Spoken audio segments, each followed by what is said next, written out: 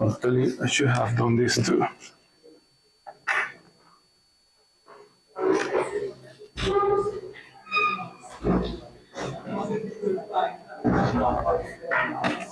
Somewhere.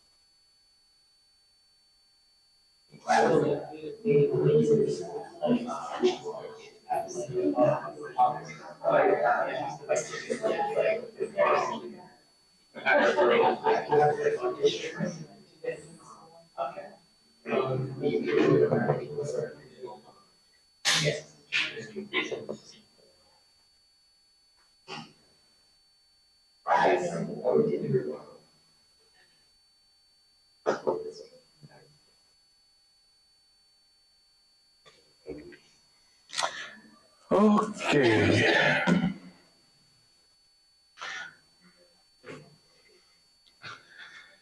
I hope that you slept well, rested well, awake, still ready, that caffeine is still ongoing in your bloodstream, and I do not put you to sleep too much. So I want to continue, to enter now, to continue the theme of the combat zones. So yesterday, I was referring to different moments of the decolonial turn as massive moments, right? The colonial insurgency has always been going on, not only resistance, but actual combat against the imposition of colonialism has existed for as long as colonialism has also existed, right? But again, I was trying to identify specific moments where there is a concentration of those decolonial energies alongside a crisis of the powers, right? And that doesn't happen too often, unfortunately, right? That we have that kind of combination. And that's why it's actually important to always try to, in combative decolonial approach, the idea, if the combat's still ongoing, then we need to make everything possible to keep the fire of the combat alive, the possibilities, the conditions of possibility for that kind of insurgency. And that's why we cannot just remain cornered in the specific institutions that we occupy. We need to see the engagement as stronger, as far deeper and broader. And again, with the idea that we're always prepared to mobilize and take advantage of any situation.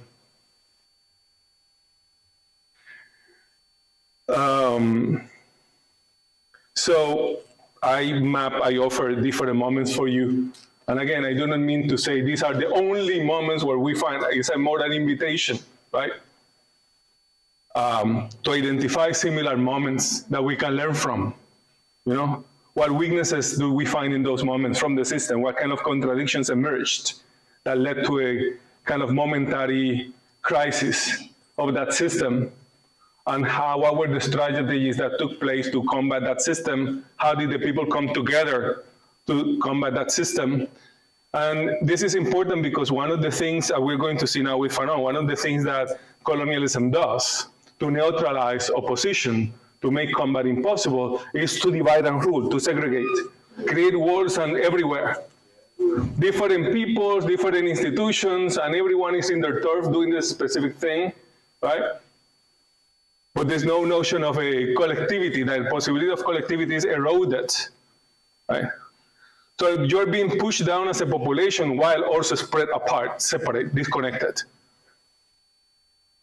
And so that's why decoloniality has a lot to do with rewiring what has been disconnected, right? And those are unique situations because this catastrophe has been particularly, also unique.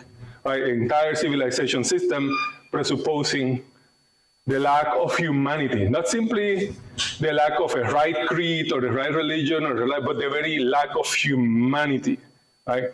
Kind of presumption of an ontological difference and a sub-ontological difference, right? We've never seen that institutionalized as a system, much less as a global system in the history of planet Earth. And that's why, as much as we want to learn from the sages from all times, no old recipes are going to give us all the clues that we need, as important as that knowledge is, right? And so, again, this identifying these moments is an invitation to also identify similar moments and learn from them. Now, I told you that I wanted to look now at Fanon particularly as someone who was a militant, a revolutionary, philosopher, thinker, and also a medical professional, a doctor, right? And so I'm going to dedicate some time showing you now 5 combat zones that I think help us identifying them, help us understand how Fanon, the doctor, this medical doctor that we're reading, who became a revolutionary, right?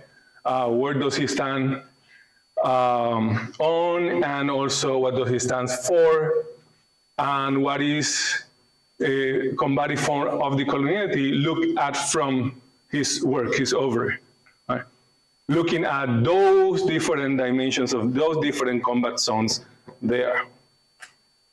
And the first one is one that emerged in the way it has to do with his hometown, with Martinique. And here I am drawing from his own account, right? This is his own account of what Martinique was like. He was born in 1925. He was born in 1925. When he was born in those years, particularly in the 1930s, there was another Martinican intellectual, poet, philosopher, who, while being in Paris, not too far from here, with other kind of migrants from the Caribbean and also from Africa, they came together as Black people, right? Began to work on a journal on l'étudiant noir as students, as Black students, came together and developed what then became the position of negritude, right? And one of them was a nécessaire, a Martinican. Right? He was doing all those things while away in Paris, putting together all of this. And Fanon writes that in Martinique, let me read a little bit here. He says that in 1939, that is when he was 14 in the 1930s, by the time he was 14 years. In 1939, no West Indian in the West Indies proclaimed himself to be a Negro, claimed to be a Negro. Okay. When he did, it was always in his relations with a white man. It was the white man, the, quote, bad white man, who obliged him to assert his color, more exactly to defend it. But it can be affirmed that in the West Indies in 1939, no spontaneous claim of negritude rang forth.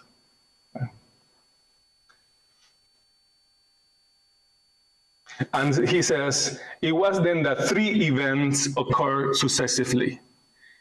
3 events changed that landscape, and it's what begins to establish that combat zone. Make that area, Martinique, the island, right, where living their lives and so on and so forth, into a zone of combat. And the first one is César's arrival to Martinique, back after being in Paris and inventing negritude, doing all of this, coming back to Martinique. And this is what how Fanon describes the. Let me write it here just in case.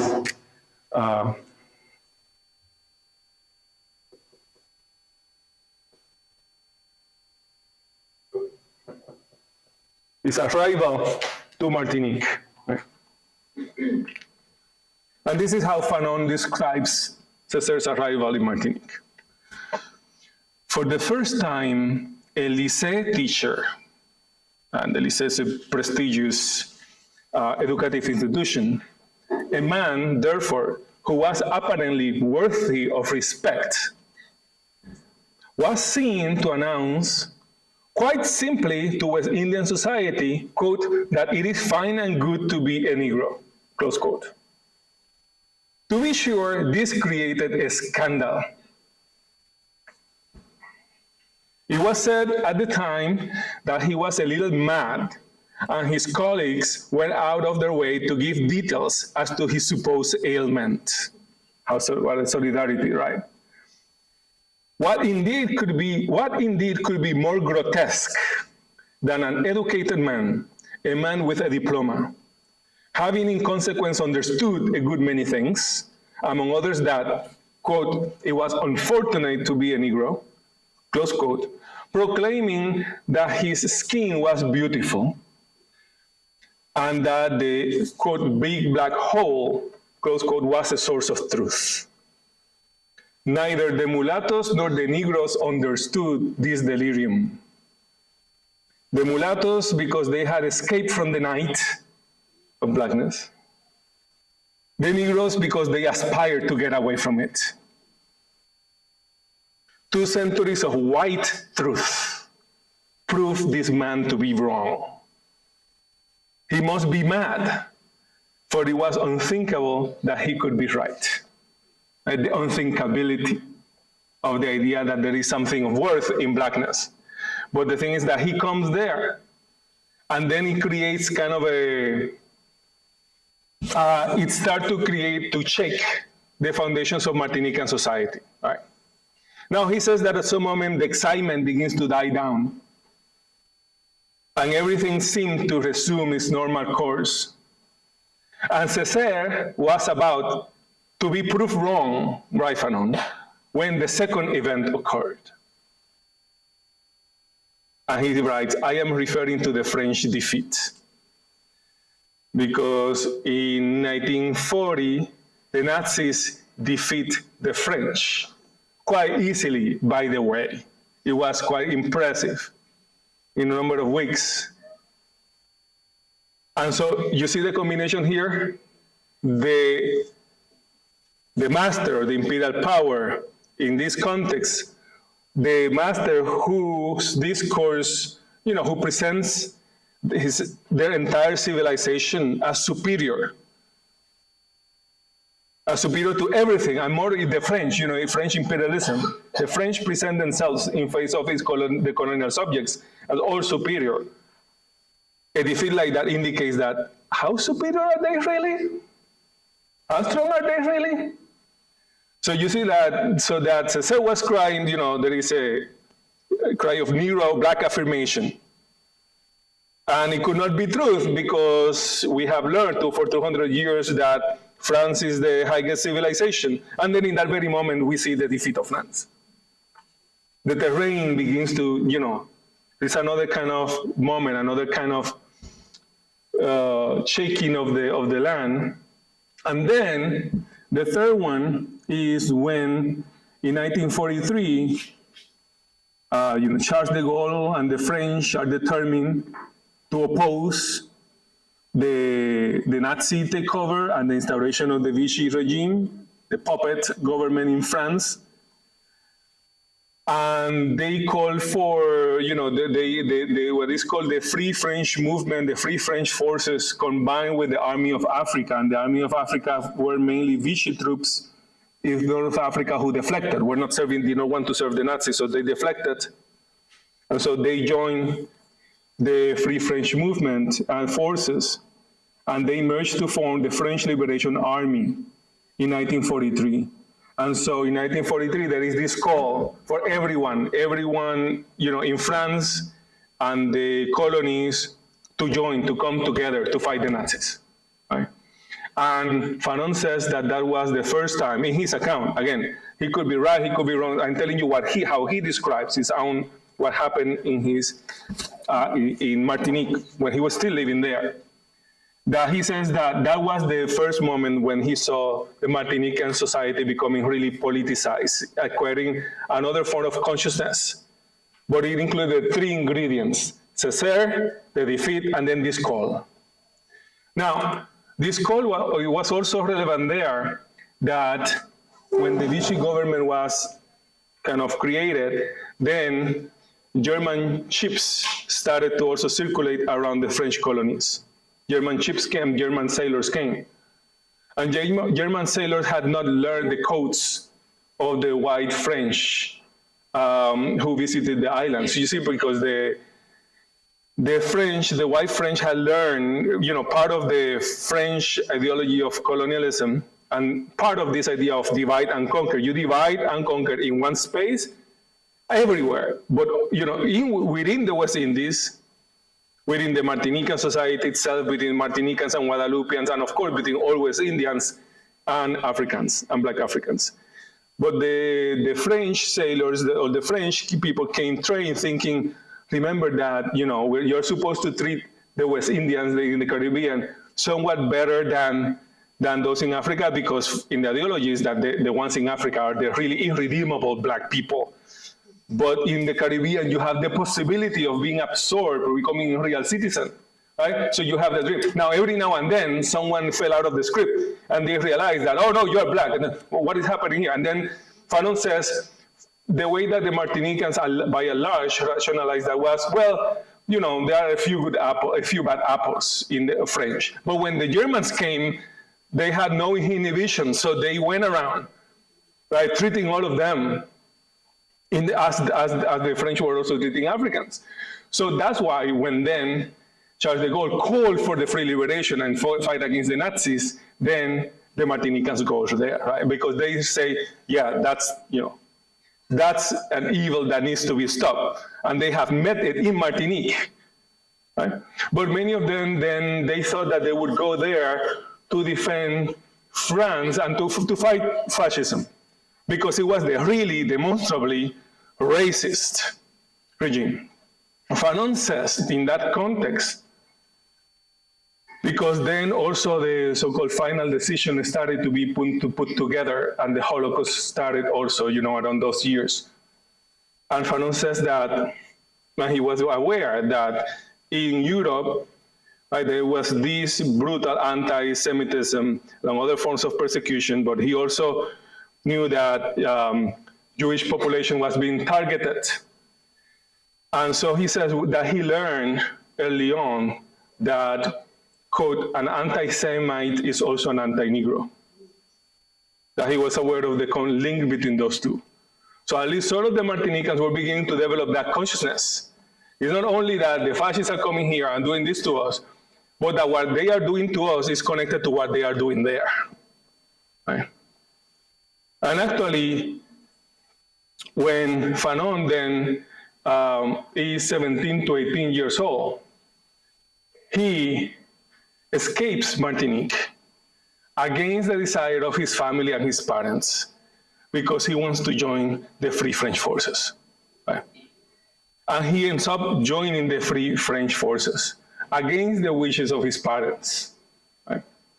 And he says at that moment, right, at that moment, the idea is, I go there, if you read Black Skin, White Mass, he refers partly, in White Skin, White Mass, that was published in 1952, he actually doesn't speak so much of, yeah, I was there to liberate the French. He says, I was there for my brother, the Jew. There is something about anti-Semitism, right? That he knew he was going there, that he knew that, he knew that the same fascists were doing this in the West Indies and were anti-Black racists, but they know that in Europe, that was where they were, had direct control and were implementing. And he said, I need to go fight there. Yes, that has to do with me, but the fact that all of that there is going there, I need to go there, right? So he left.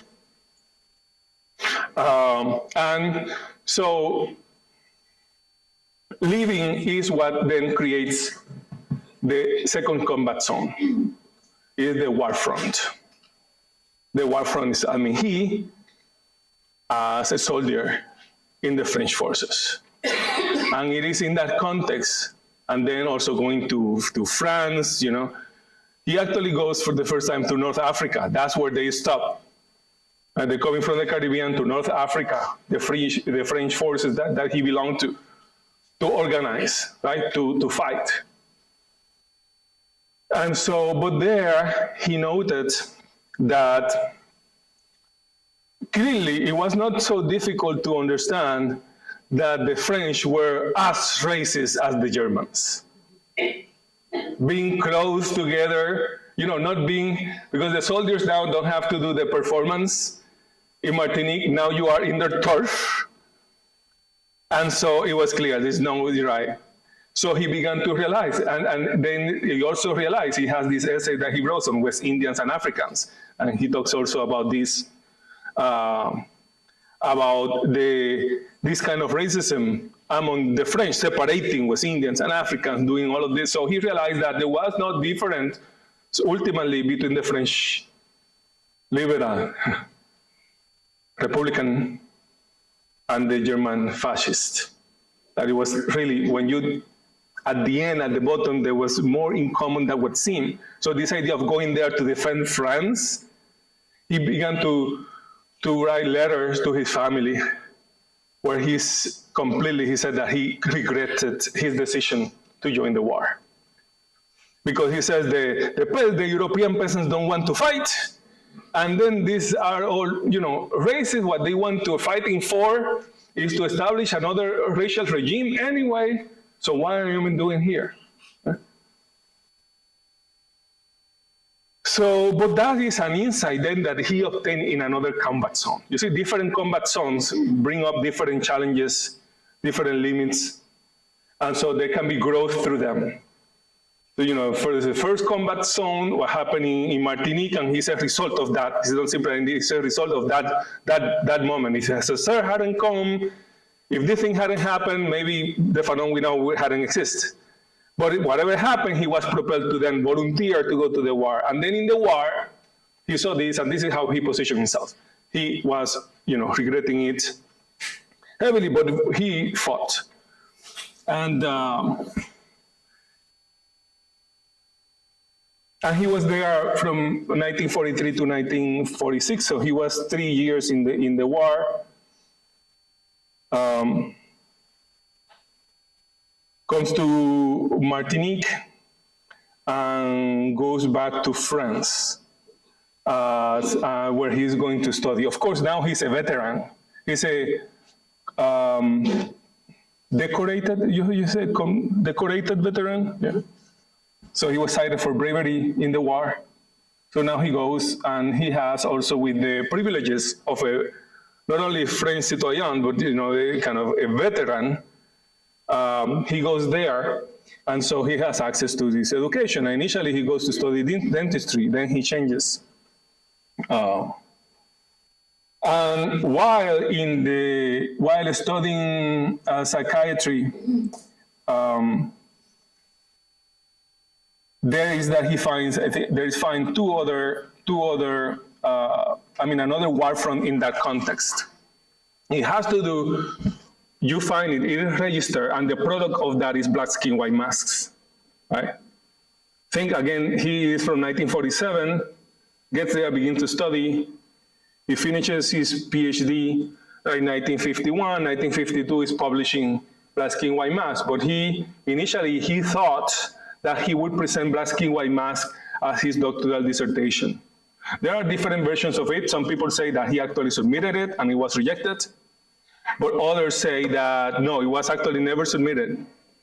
He was planning, yes, but he realized that he was not going to do it. And he said that what he was planning to do in Black Skin, White Mask was far multidimensional to be presented just as a dissertation. Right? Whichever it is clear, and you see it in the critiques that he does of methodology, of psychoanalysis, of French philosophy, in Black Skin, White Mask, that those studies themselves become another combat zone of ideas in that context, right? Of methods. To write Black Skin, White Mask, he had to fight his way through and not assimilate into the methods, the disciplines, the standards. Black Skin, White Mask is a combative text all throughout, right? Challenging presumptions, challenging the disciplines, right? Opening up vistas, prioritizing the problem of what is to be Black and what is the meaning of Blackness. In a context like that, that's almost unthinkable. Like, what is the relevance of that to begin with? Don't we know that Blacks are a problem and that's it? Your task is, as a doctor, to tell us what kind of a problem are they and how we protect ourselves from them. That's it. Once you're shifting the ground, then there's no space for you in that context. So he fought that struggle, and also in that context, he realized that the ground, that the battlefield, that the combat zone was not only the hometown or the war front or the university, but the global capitalism and racism. I mean, he began to think, when you read Black Skin, White Mask, he said, I'm talking about the Martinique-France relationship, and I'm not saying, he says clearly, that all of this can be simply extrapolated, applied to every place, but it touches on, is talking about something that not only happens in Martinique, and is common to it also happens to other Black people like around the world. So he realized that the entire globe, in a way, is the combat zone. And that's what he's trying to formulate there. Black Skin, White Mask, coming from that specific combat zone in the university, but what he's after is thematizing the notion of the combat zone as a global affair. So he's not satisfied simply with writing something about one field. He's moving and growing in the process. And so that's why he exceeds the space of the university and does not stay there either. So battlefield number 3, the University in Colonialism and Race, again, presented in 1952 in the publication Black Skin, White Mask, and also in 1952, I think there is another battlefield or combat zone that he identifies clearly. Now is not the university, it's more the clinic or the medical profession itself. And now, yes, it's colonialism and race, but it's also migration. And that's where we find the North African syndrome, the essay. That essay is outlining the battle lines out on these issues, conceptualizing the combat zone in those spaces. Yeah.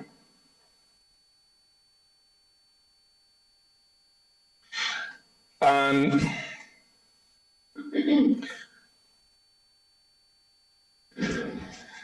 he said in Fanon, after he obtained this is 1952, after he obtained his doctorate in 1951, and then he publishes this essay.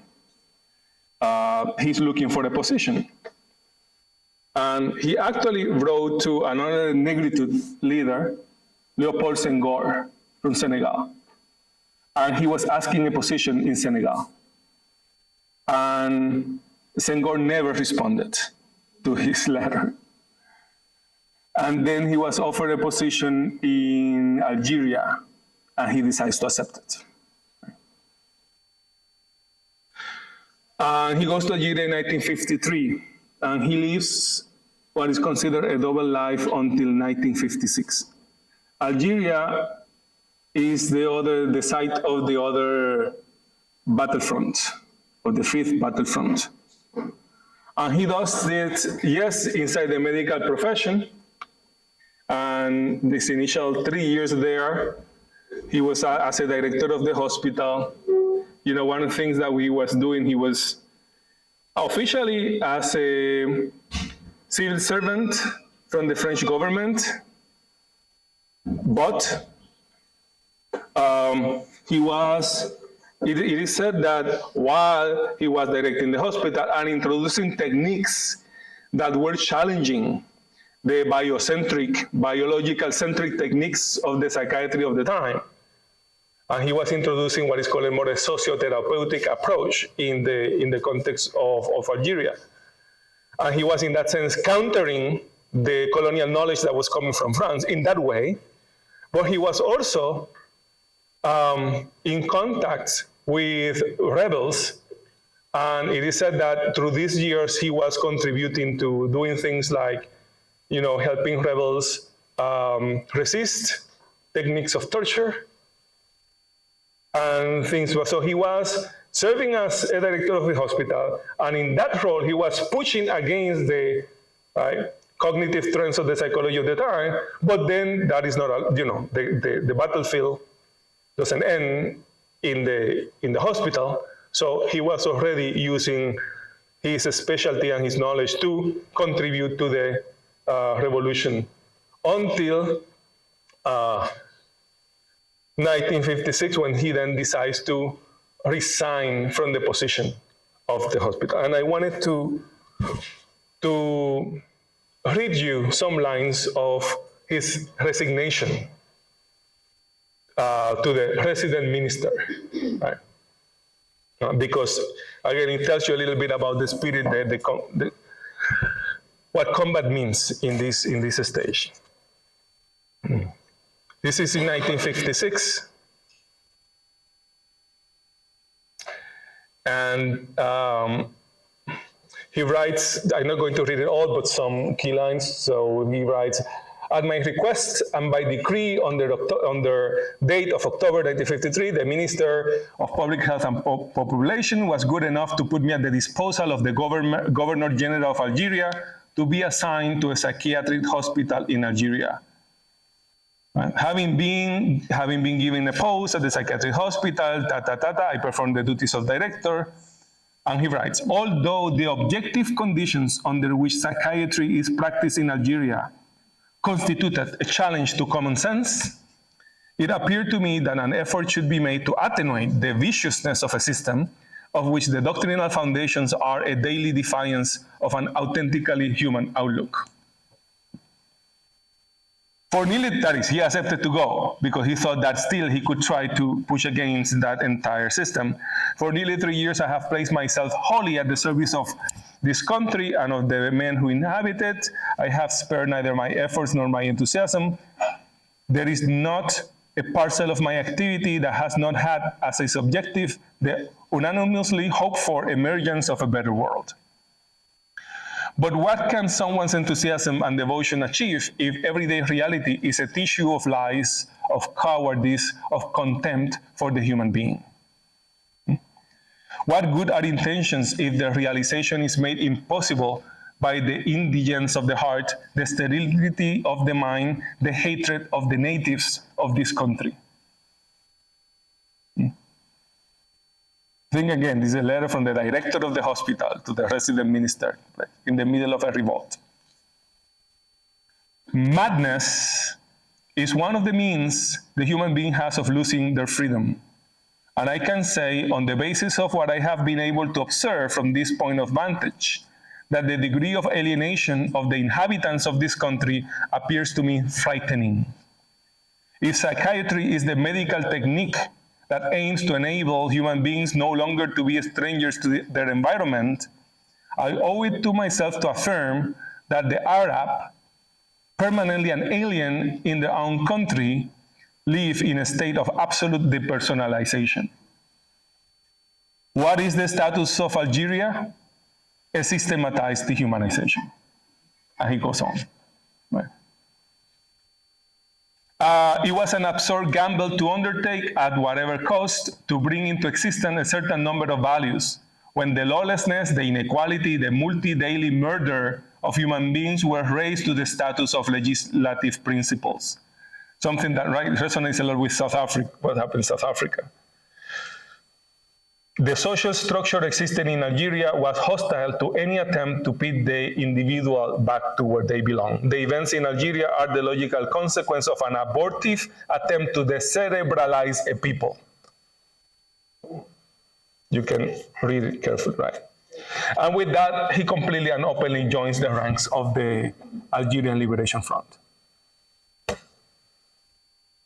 Now, while he is so one front there, again, in this part of this combat zone, the combat zone is still the hospital, right? The clinic, his position as a director of the hospital, but now he resigns and another one opens up, which is the war front, also the war front. And the war front becomes another space where he continues learning and his combative visions continues to evolve and to develop. For once, in the Liberation Front, it's clear, when you come together now with comrades there in the Liberation Front with different forms of knowledge, not all based, grounded on university training, is knowledge gained by virtue of being a combatant in the field, trying to understand your reality, trying to understand the enemy, right? And when you're in the ground, trying to understand the enemy, trying to understand the problems that colonialism creates, how it affects your sisters, your brothers, your community, right? When you are there with them closely, you are able to obtain a number of lessons and ideas. So when Fanon comes there, he comes with some ideas, but he has to learn a great deal as well. So there begins a process of co-learning, co-thinking, and co-writing.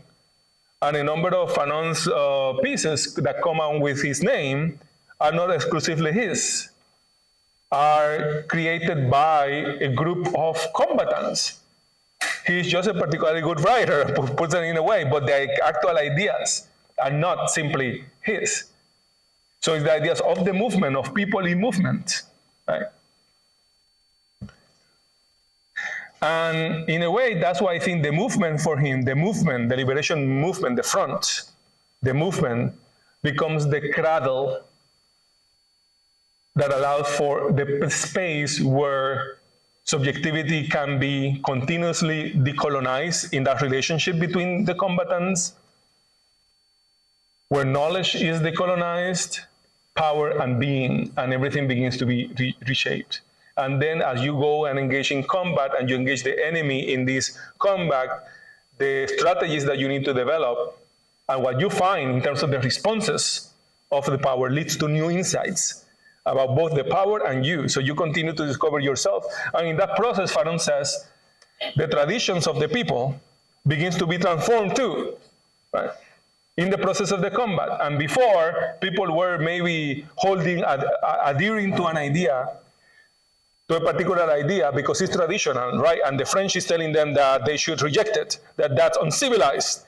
And he said, well, the reaction when they tell me that is, the reaction could be either, yeah, that's true, I should learn better French, I should, assimilate, I should learn more, I don't know, Victor Hugo and Descartes, and I should do all of that and invest my life doing that.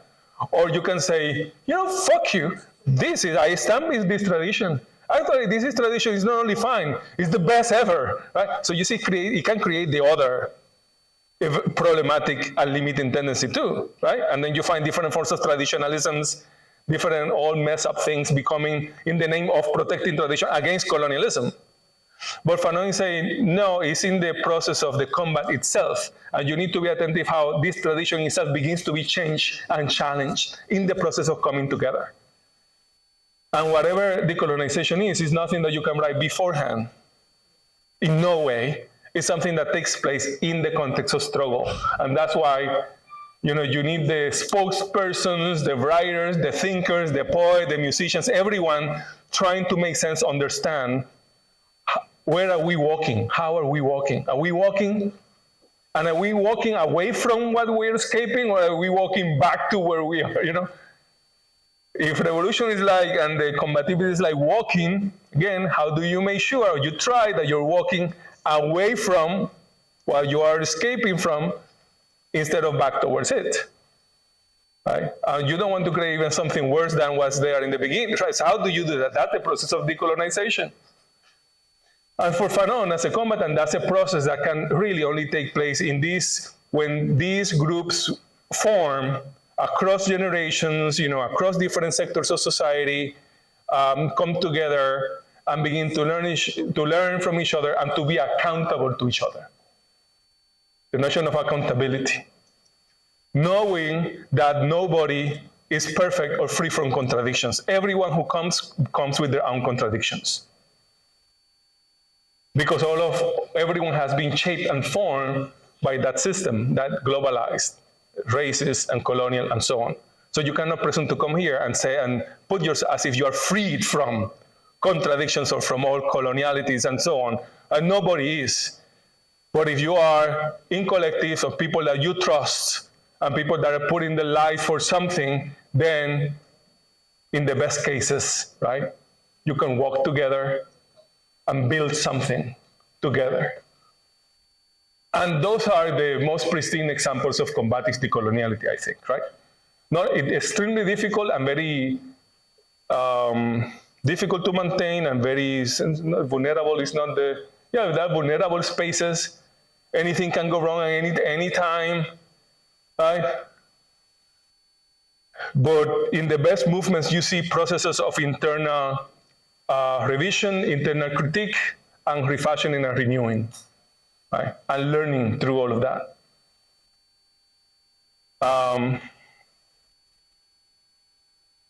So what I want to suggest is that when we think about combative decoloniality, we're thinking about a form of combat that integrates insights from multiple combat zones.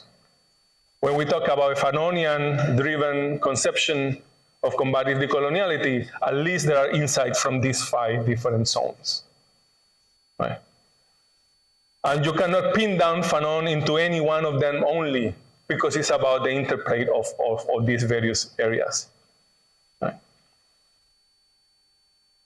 So that's how I suggest that we can read Fanon as a combatant. When he was then in Algeria, he served as a kind of sort of a representative of the Algerian provisional government in different parts of Africa, south of the Sahara, and he tried to get support, to obtain support, right, to gather support from different African leaders and African movements to the Algerian revolution, thinking that for Algeria to be free, all of Africa had to be free.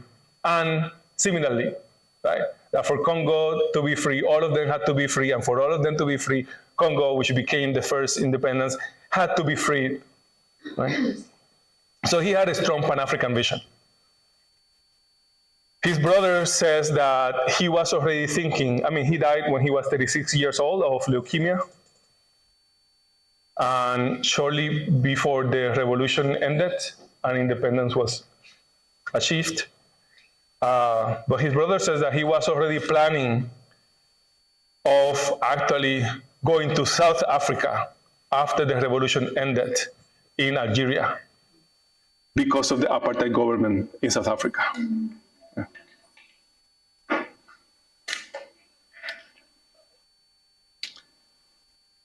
36 years old. You know what's that? 36 years old only.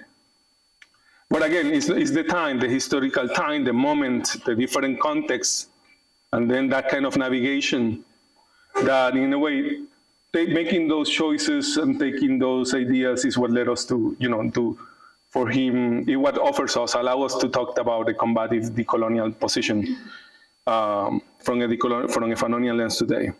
Now, I want to focus now on this combat zone number 3, belief.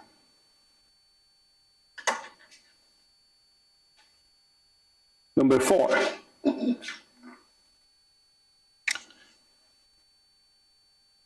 The one that I identified in the North African syndrome, right, in that text, the one that you see in that text. The clinic, the medical profession itself as part of the field, the battlefield.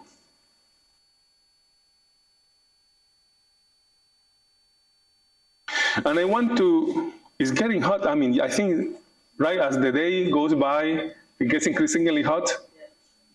So I have to, sorry that you have to, don't associate it with me, please. I don't bring it, I just feel like you're exhausted and you should be like, anyway, the ventilation, I wonder. It did put the AC on. Oh? It did put the AC on. The AC is on. Just now. Oh, just now? So next time we have to put it maybe an hour before. Oh my goodness. Okay. Yeah, thank you. No, it's cool. It's cool. It's cool. Thank you. It's a really strong thing. No, you're going to get. Well, okay. I just want to, because then it becomes more heavy, everything. Okay, maybe I can stop for a moment and say if you have any kind of moment or idea, anything that you want to share, and then we get a little air, and then we continue. Yes. I have a question, well, two-part question, two different questions. One is, based on some of the things we discussed yesterday, I'm really interested in connecting this idea of Fanon's combat decoloniality with his role as a care worker, as a psychiatrist, as a doctor. And I think you've addressed it a little bit, but you talked about deeper into that question of where does care fit into this concept of combat? We've heard about how it's appropriated by coloniality, but what other alternatives might you propose for care work within the context of the revolution?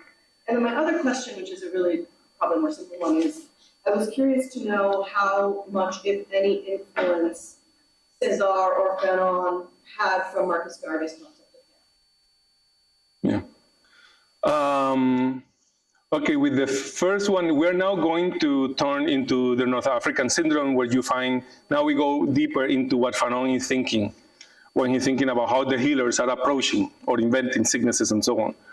And in that context, we're also going to think, what is then Fanon's own position?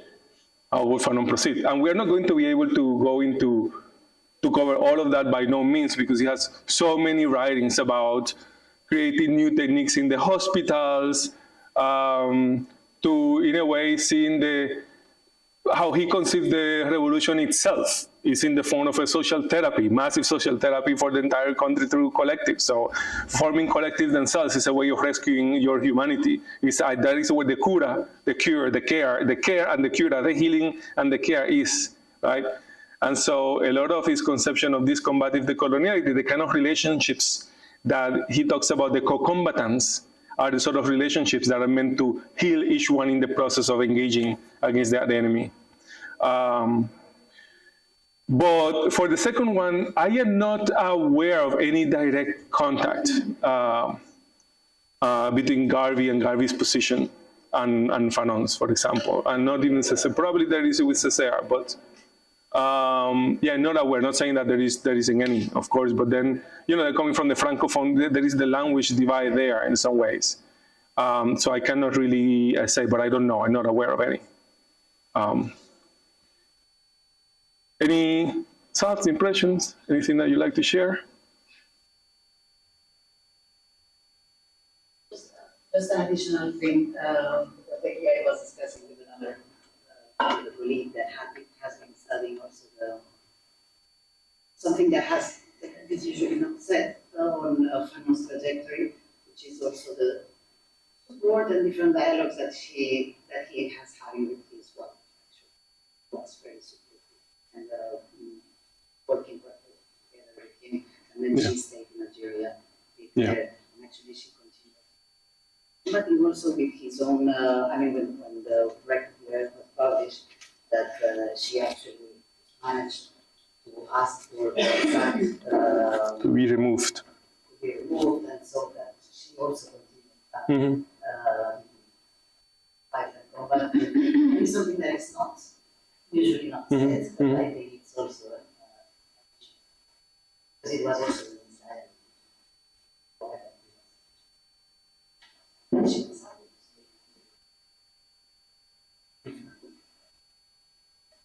Yes, yeah, they were from young. I mean, again, he died at 36, but they were still, number of years together. That relationship was there. I can say that specific description and the dynamics and so on. I mean, clearly it was there, and she was strongly supportive and contributed in the process. To what extent, I don't think she herself started to, No, it's just that the fact that she was, he was supported by, and she continued. the supporting, Yeah. that's Yeah. But also, there are some feminist scholars that have been also studying that. Yeah. How it is. Yeah, for sure. I do not doubt. I don't know exactly the details and so on, but definitely something.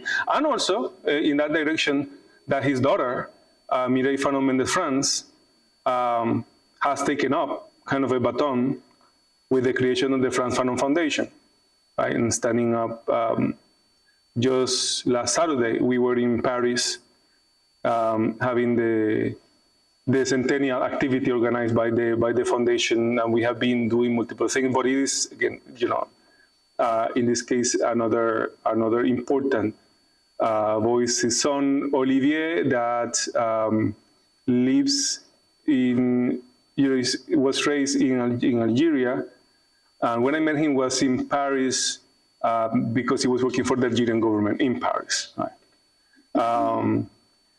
But yes, I think of the two,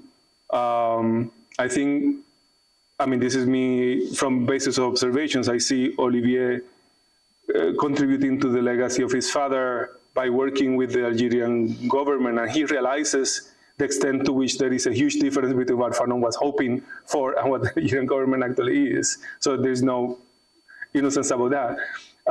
And then his daughter from Paris, then taking the baton in another way. Right. Yes. Yes. Oh, sorry. Sure. Yeah, I think there was someone in the middle there. No? Oh, I was just going to ask if the thing you're referring to in Paris last week was related to the historical materialism conference that happened, or was separate? Separate. Yeah.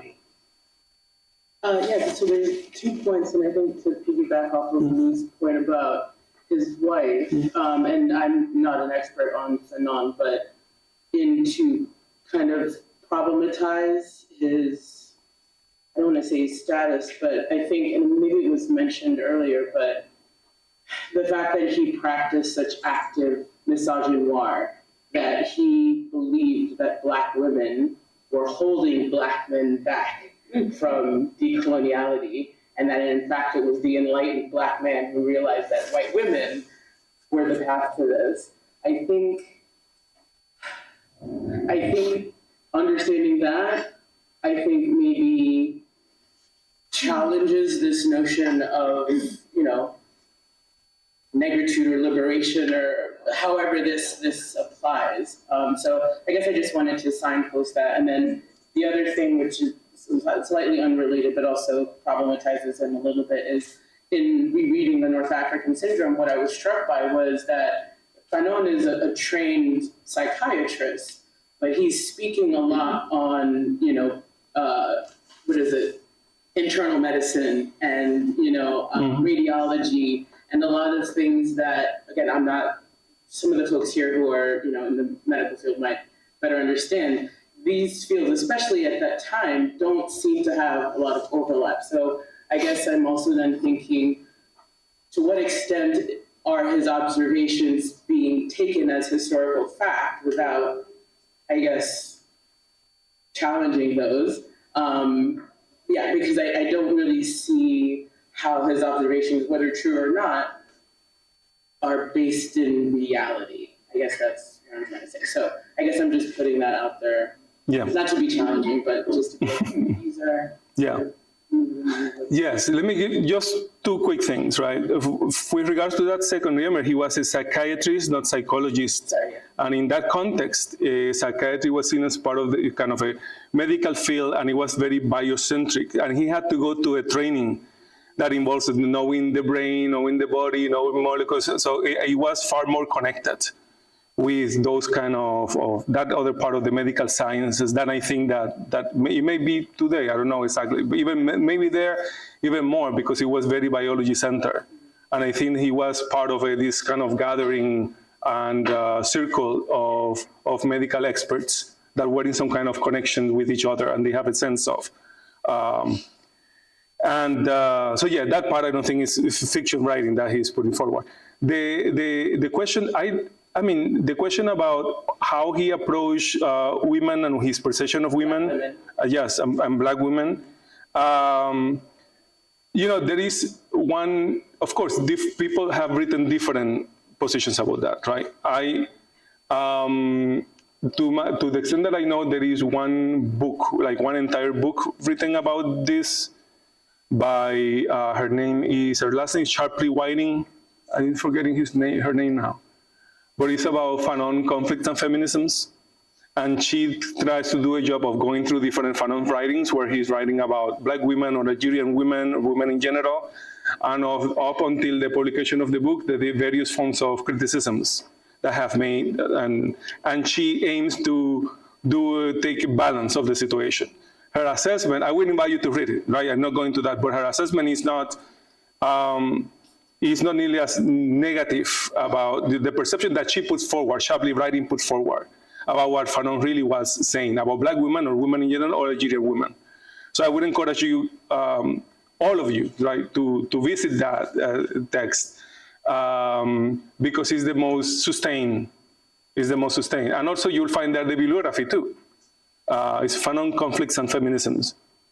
I wish, in other versions of the course, I do go through chapters 1 to 3 of Black Skin, White Masks, where he focuses on the question of the Black woman and the white man and the Black man and the white woman, and we take some time going through all of that. But this time I'm focusing on the kind of the medical aspect, and that's why I want to go to Black Skin, White Mask, but I'm planning to focus on another chapter, which is chapter 4, because it's a chapter that he engages psychoanalysis and connects with the North African syndrome. But again, this is only a 4 lecture class, but this is take it as part of the bibliography. Please take a look at that and follow the bibliography, and you can make your mind about it. But just know that it's something, it's very rich area of scholarship, and there are multiple voices there. Yes? I just wanted to bring a bit of context to the different countries. Work differently, but differently to study any specialty of medicine. First, first 6 years are the same for everyone. And then at some point, people will specialize. So means that if you are a psychiatrist, at least you get everything that a general practitioner get, then you will continue to do years to do psychiatry. Yes. Thank you. So I would just, this is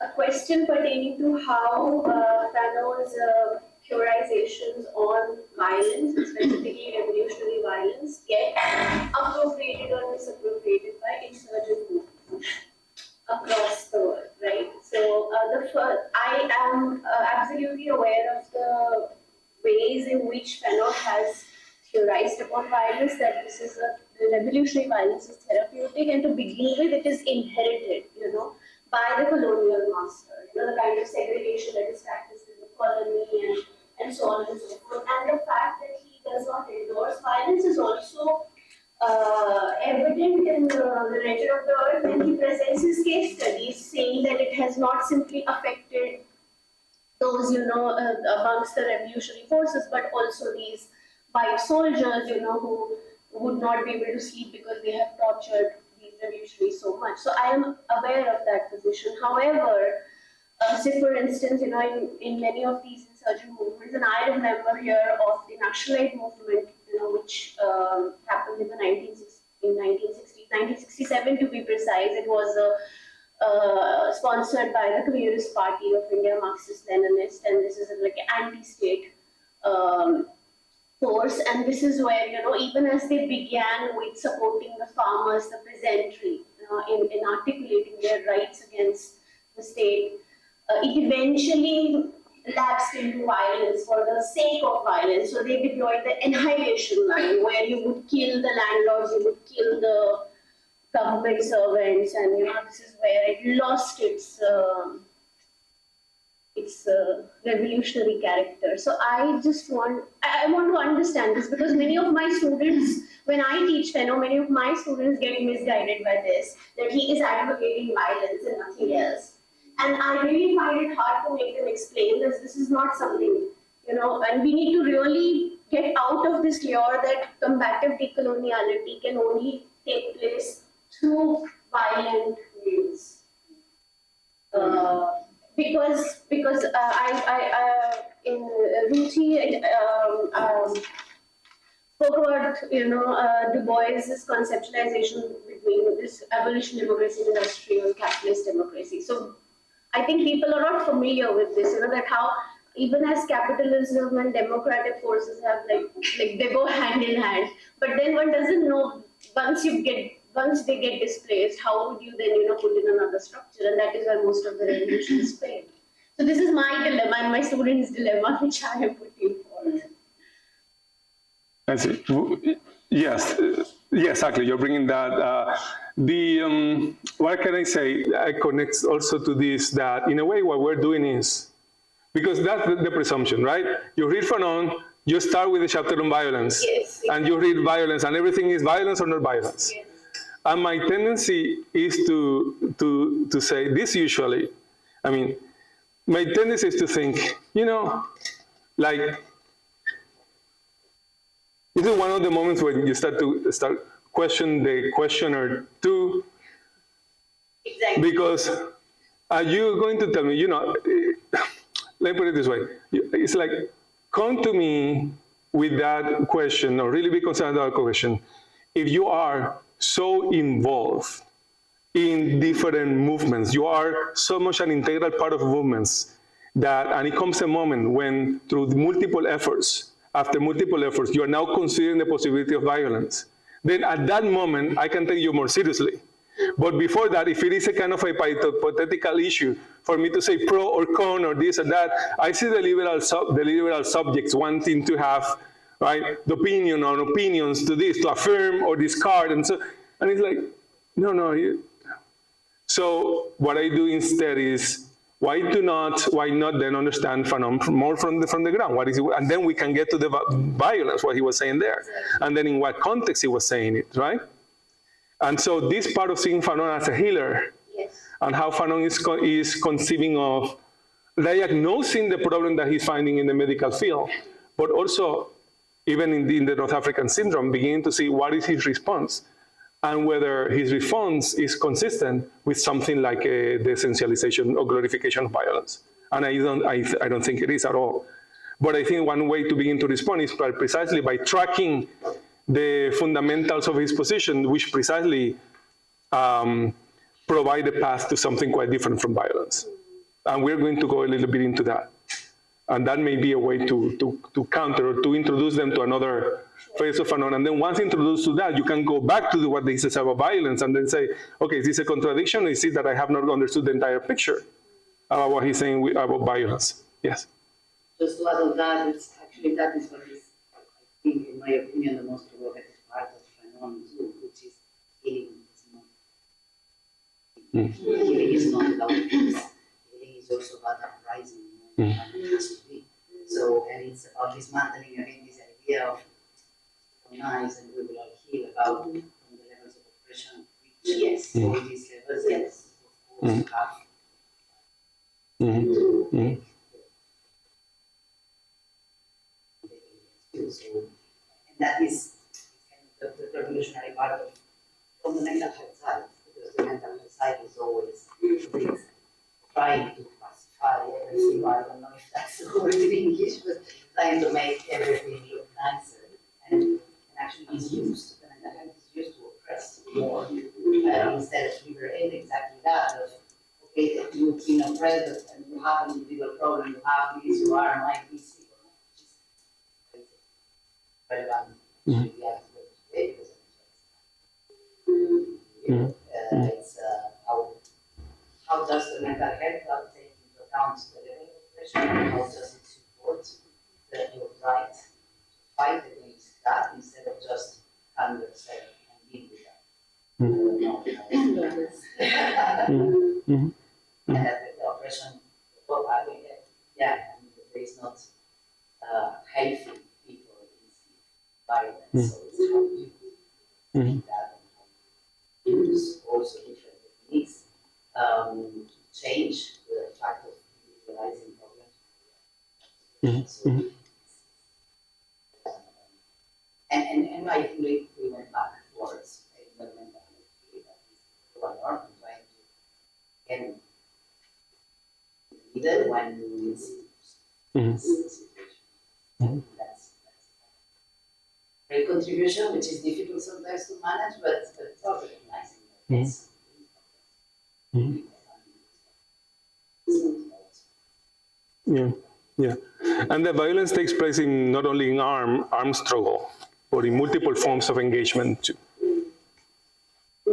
Yeah, no, this is very useful. And yesterday I made reference to Makiele Dinele Silindrana's PhD, where she focuses on violence in inverted commas within protests. And she takes Rosema's Fall as a case study, and with the primary participants, police themselves. Yeah. And I mean, so it was a very privileged space in some ways, but also it had its consequences. I mean, she had to leave academia as she was doing this work because the violence against what she was doing and how she was witnessing that coming from people she thought were on our side was just too much. The privilege comes from having the participants who represent the diversity in the police movement to an extent. You know, she had Sandile, so she had how the participants insisted on their names reflecting in the pieces. So Sandile self-identifies as trans. You have Tumani Motwele, who threw the who on the statue, who is often characterized as misogynist. You have Kosi, who is a son of an ANC stalwart, so privileged in many ways. You have Alex Hoss, who is lighter skinned, the equivalent of mulatto, who's also, and they themselves reflect on this question on when violence manifests in the movement, and also what it's in response to. So the point at which they decide to ban things. Relatively speaking, we're talking about a tire on time. That's the extent of the violence, which of course is responded to violence by the state and all sorts. And it's fascinating because, you know, that has consequences that are hectic on the police.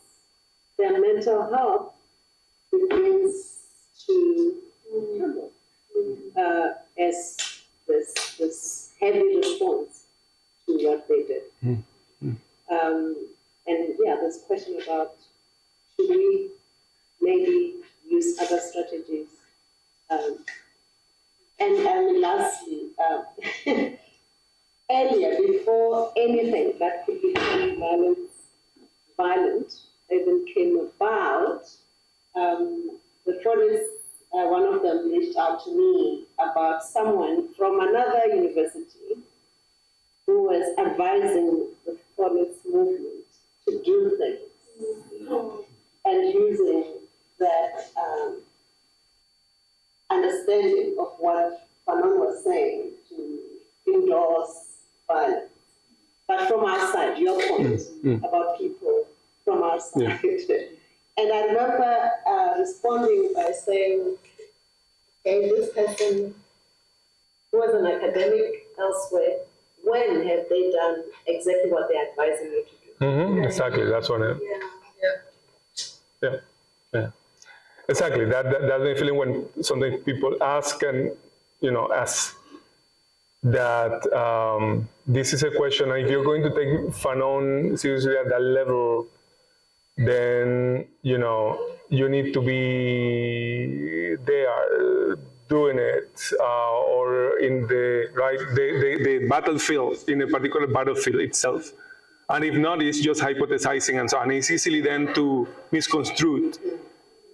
And there's another moment which was very critical during the actions of the students, where course, students recruit other students from other universities, other campuses, and when those others come into this space, they don't see us there.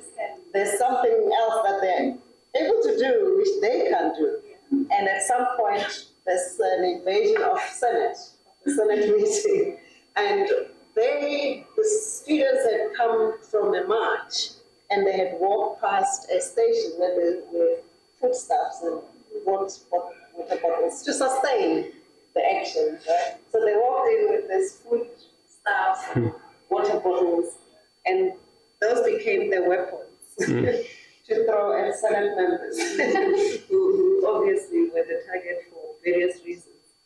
And at some point, one of the follies who you know, Mascole, Mlan, goes to the Vice Chancellor where he was seated and provides a body show. Fascinating. Yeah. That's all the deep thing. That's why I think that, you know, you may have a case when you were saying some movements that take Fanon in this way. The people that I see taking Fanon more in that way, like this priest of violence, and violence is the end in itself, and it doesn't, is more white theory than, you know, and there is also, I think Anna Arendt also had a peculiarly readings of Fanon as if that is, but no, is clearly there is the moment violence is inevitable, right, in the violent context as a response. But how, the intensity, what is that violent part of, for what, right, is not eternal violence, it plays a role in the moment. It mutates, there are mutations of, you know, he actually identifies different stages in the process of decolonization, and for him it's important that you don't get stuck into one stage. That can be a problem, right? A stage can be necessary, but if you get stuck there, it can become unproductive and it can actually begin to, you need to move. And so when Fanon's thinking, I think, is movement-centered in multiple ways.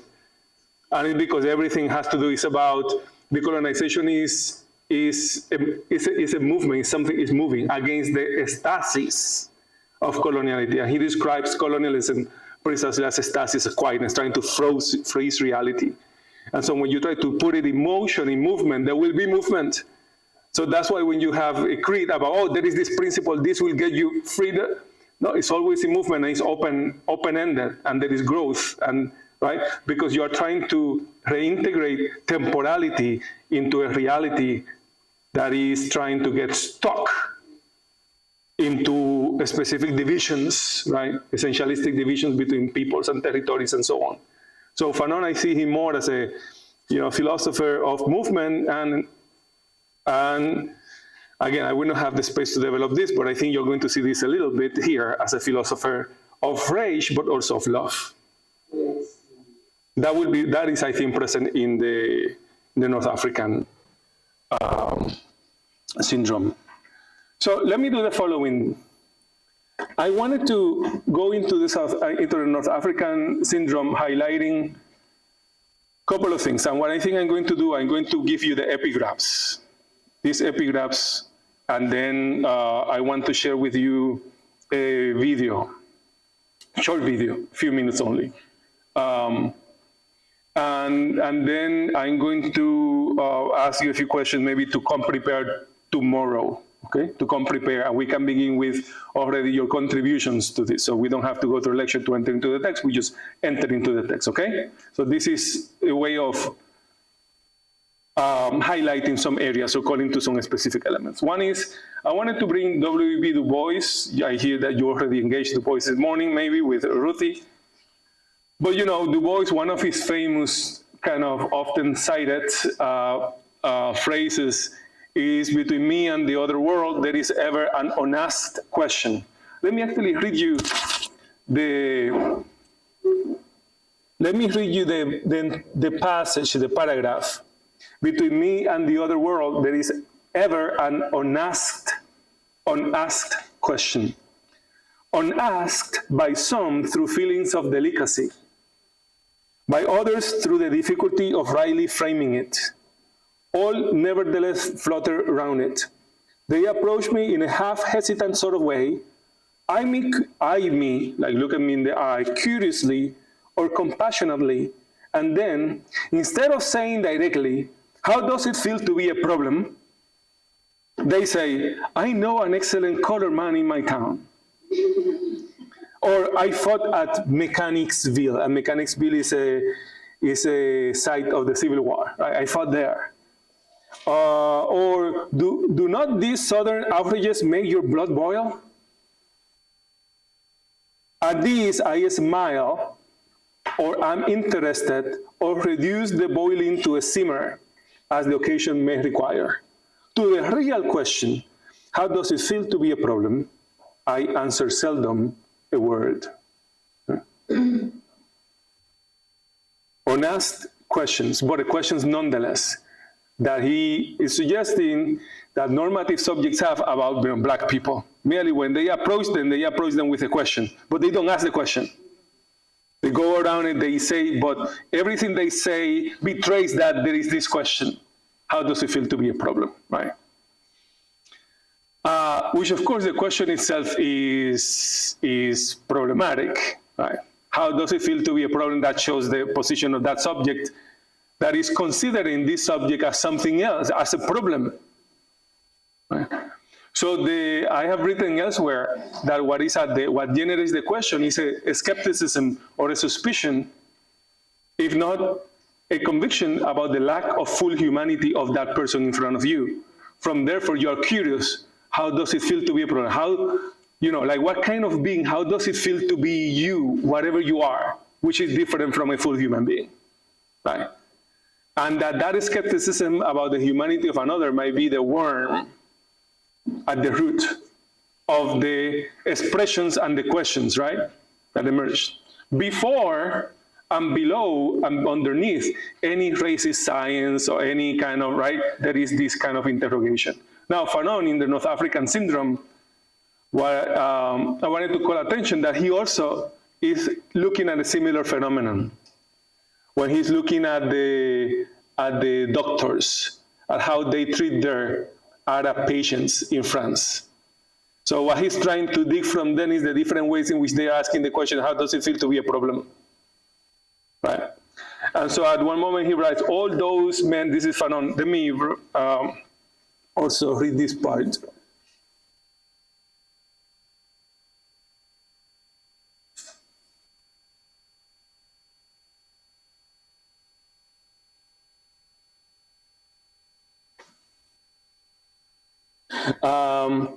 I want to show in what is to follow that in the specific case of the North African who has emigrated to France, a theory of inhumanity is in fair way to finding its laws and corollaries, all those men who are hungry, all those men who are cold, all those men who are afraid, all those men of whom we are afraid, who crush the jealous emerald of our dreams, who twist the fragile curve of our smiles, all those men we face who ask us no questions, but to whom we put strange ones.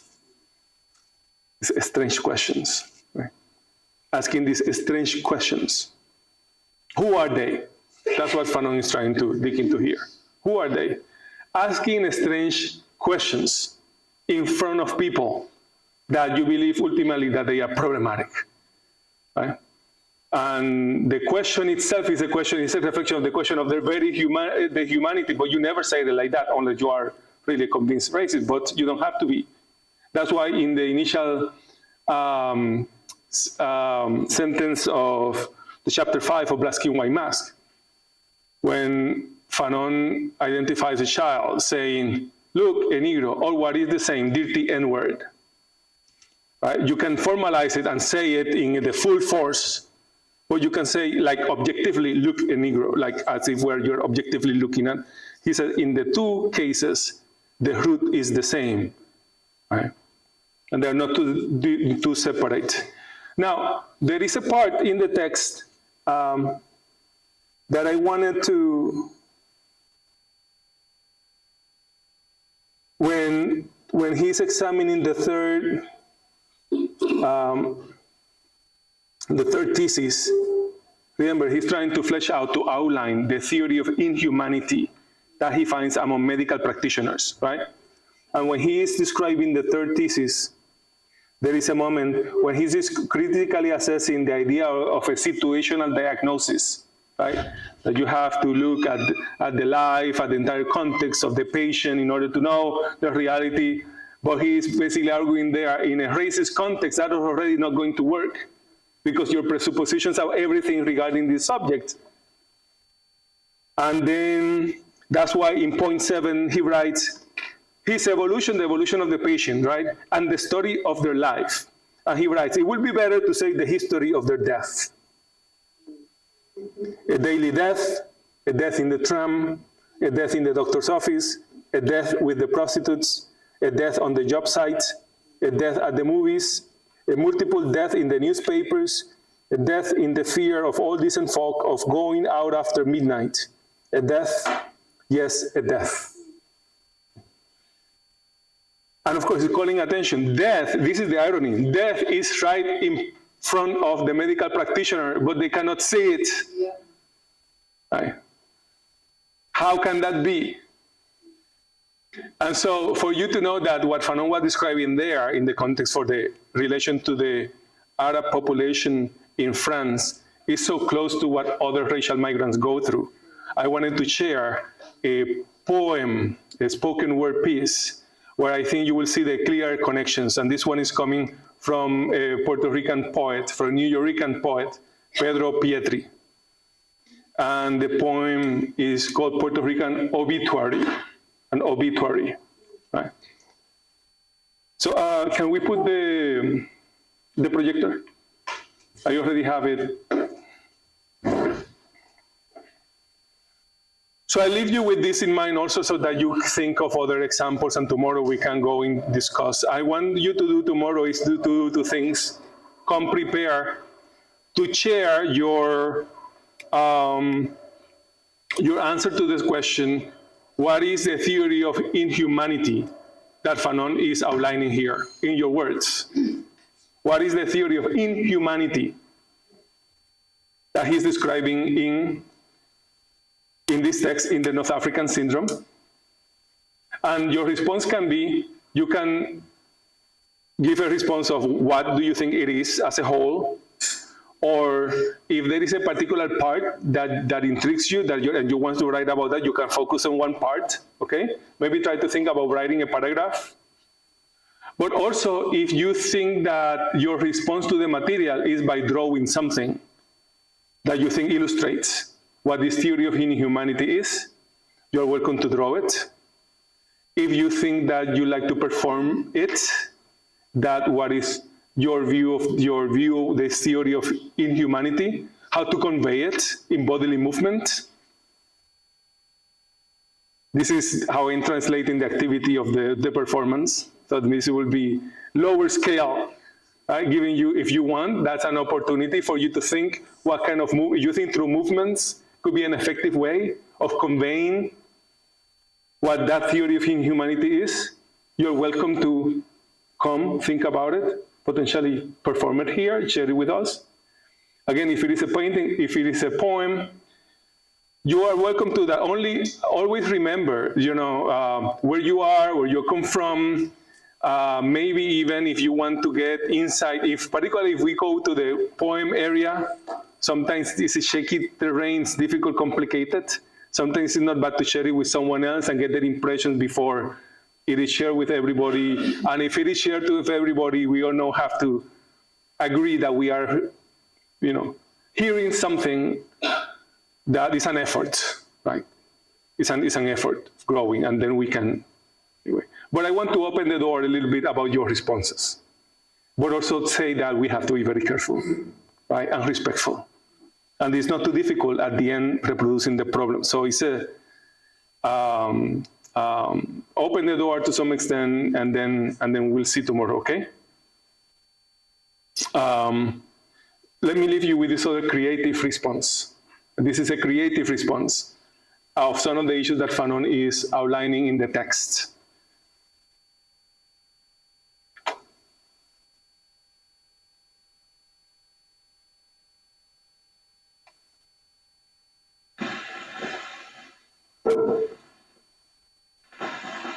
They work. They were always on time.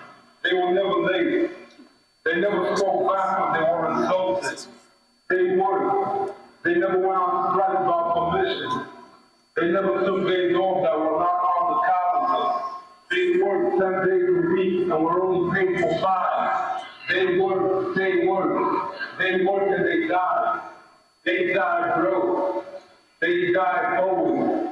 They died never knowing what the front entrance of the First National City Bank looks like. Juan, Miguel, Gerardo, Olga, Manuel, all died yesterday, today, and will die again tomorrow, passing their bill collectors on to the next of kin. All died waiting for the Garden of Eden to open up again under a new management. All died dreaming about America, waking them up in the middle of the night screaming, Mira, your name is off the working lottery ticket for $100,000. All died hated the grocery store, got sold them, made them each steak, and bulletproof rice and beans. All died dreaming, hated, and waiting.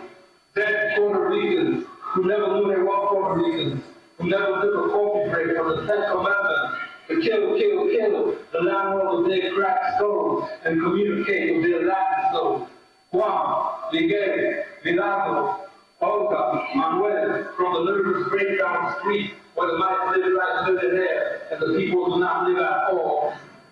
They are dead, and will not return from the dead until they stop neglecting the art of their dialogue for broken English lessons to impress the system who keeps them employed as platos, porters, messenger boys, factory workers, maids, stock clerks, shipping clerks, assistant mailroom assistant, assistant to the assistant now platos, and automatic artificial smile endowment for the lowest wages of the ages and rages when you demand a raise because it's against the company policies to promote sticks. Here lies Juan, here lies Miguel, here lies Gerardo, here lies Olga, here lies Manuel, who died yesterday, today, and will die again tomorrow, always broke, always owing, never knowing that they are beautiful people. Haz de tu sueño un negocio. Brought to you by... Transforma tu estilo personal. Anyway. The text is, you can find the text and read it. This was the actual poet, Pedro Pietri, sharing it with you. So you can look at Puerto Rican Obituary. It's of course about the situation of Puerto Ricans, colonial subjects from Puerto Rico in New York City. So tomorrow we're going to see again, look more closely at the position of Arab migrants in France through this piece by Fanon. Okay? What's it called again, sir? Puerto Rican Obituary. There's a video on YouTube. Yeah, and it's in YouTube, and you find the Puerto Rican Obituary. You find the performance, but also you find the text. You want to read it more carefully. And I would advise you, will be this nice complementary reading to a North African syndrome. Okay. So I'll leave it there, and we continue tomorrow. We will continue again, go straight into the text with your views about the theory of inhumanity, but also on the basis of what you read, what would you say is Fanon's theory of rehumanization? Theory of rehumanization that appears in the text.